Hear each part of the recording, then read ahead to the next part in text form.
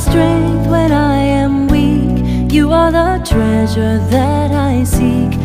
Hello everyone! For today's video tayo ay magluluto ng ating maiuulam. So, ayan, mag-start na tayo. Kakarating ko lang from supermarket, namili ako ng aking mga ingredients. So, wala akong maraming pinamili. Yung para sa, ingredients sa aking gagawin ngayon. So, ito yung ground beef. Ayan, bumili ako ng sabi ko dun sa 1 kilo, but sumubra ng konti. So, okay lang. Ang sugar, 1 kilo lang. Kasi meron pa ako doon. And then, ayan, carrots. I know, hindi pala to carrots. Kamote pala, kamote. Bumili ako ng kamote pang breakfast ko. And bell pepper. And then, carrots. Tapas. Pag meron pa ako doon mga mamsi na mga so pa isa-isa yung binibili ko. And then, ayan, cornstarch, egg. I-freezer ko lang tong ibang mga mamsi, ibang ground beef. And then linisin ko muna dito para hindi magulo yung ating paggagawa dito. Rise like tall buildings as the chemicals they take. Gamitan ko nito mga mamshi para hindi mahirap kasi kailangan maliliit yung carrots at saka yung bell pepper. So para hindi tayo mahirapan maghiwa-hiwa. Ito ang ating gagamitin.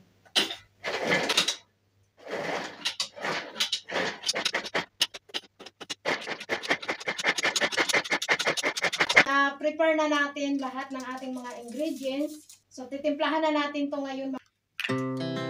Our hearts beat to the city streets. We began to feel the fire.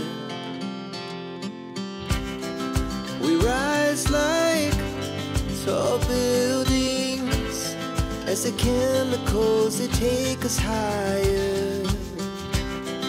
The night's young, it has just begun as she puts her hand in mine.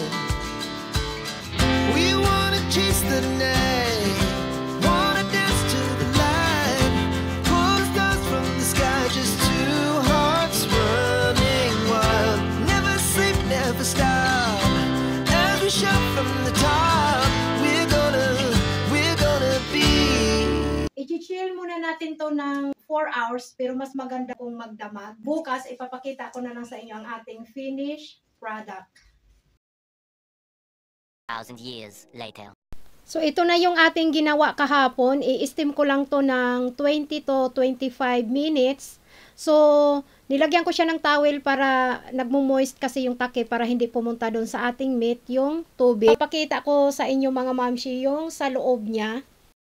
So, ganyan siya. And then, pag maluto na, palamigin natin and then tanggalin natin dyan sa Elionera and then hihiwain siya ng yung katamtaman lang ang nipis. And then, pwede nyo na siya kainin ng ganun, but masarap siya kung ipiprito. Ngayon is mag-unbox tayo ng pasalubong from Philippines. Charis. Dumating na yung pinakargo ng aking BFF. Nagbakasyon sila sa Pinas kasama yung anak niya, 2. Silang 3 lang nagbakasyon. Yung asawa niya hindi kasama kasi busy din dito sa work. Basta ang diniman ko sa kanya is, unang-una alam nyo yung efficacent oil. Pangsigang at saka yung bagoong. Yun lang talaga ang sinabi ko. Pero sabi ko sa kanya kahit 2 pack na pangsigang and then bagoong konti, makatikim lang ako, okay na.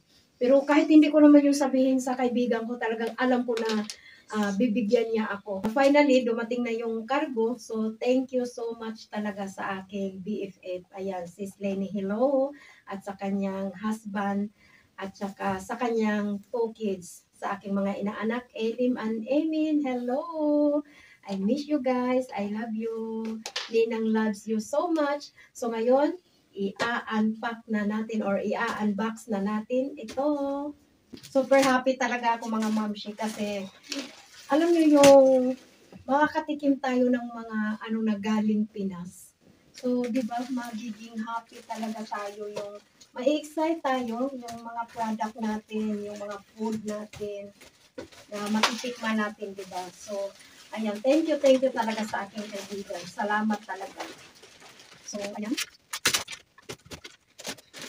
At saka meron pala meron silang mga alagang pugo, mga mamshi. So, nangitlog yung pugo nila. So, pinadalhan ako. Thank you so much, sis. Although, nilaga na ito kasi syempre hindi mo pwede hilaw ipadala kasi maganda basag-basag. Ang dami. First item na ating papakita is tantaran.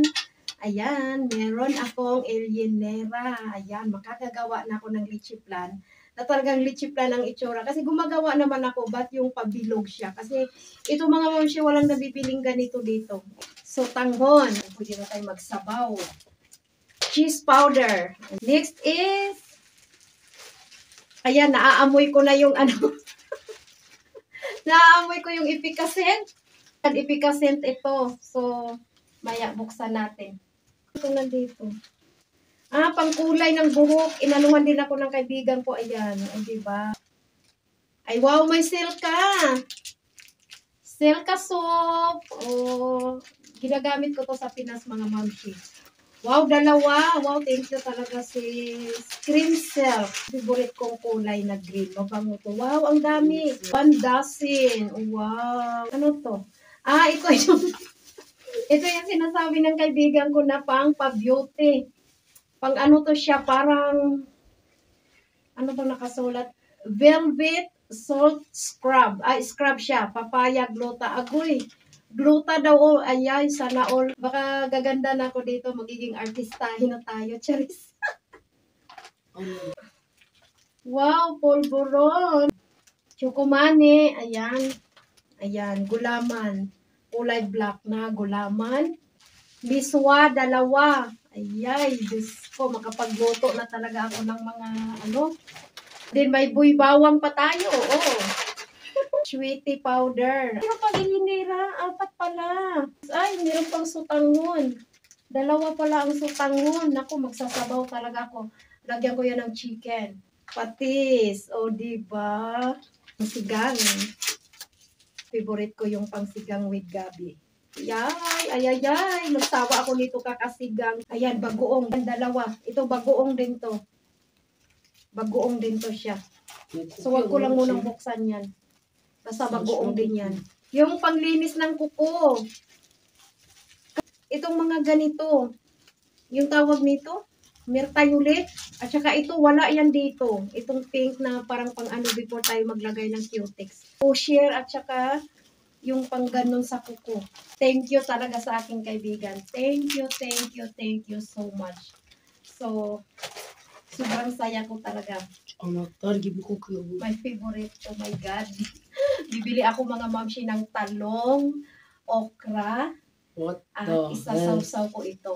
Ano ko lang siya, i-steam. I-steam ko yung okra at saka talong. O, diba? Gusto ko sana magpakbet, kaya lang wala namang ano dito, walang kangkong, walang ampalayang mabibili ngayon. Tsaka, hindi siya makumplito. Wala ding sitaw, ang hirap. So, mag-ano na lang siguro ako. Talong tuloy, maraming talong. Tsaka, okra, walang okra ngayon na fresh. Ano na lang, yung frozen. I-steam ko and din. Ayan. Merhaba Eymen ve Eylem. Hello Eymen and Eylem. So, ayan mga mamshi, na-excited yung makulit. Kasi, na-excited siya sa itong chokomani. Kakain daw siya. Tsaka, ito, polvoron. Ayan, o diba?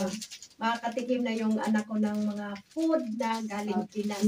Thank you so much sa aking friend at saka sa kanyang husband kasi sila ang nag-send nito doon sa cargo. Thank you so much.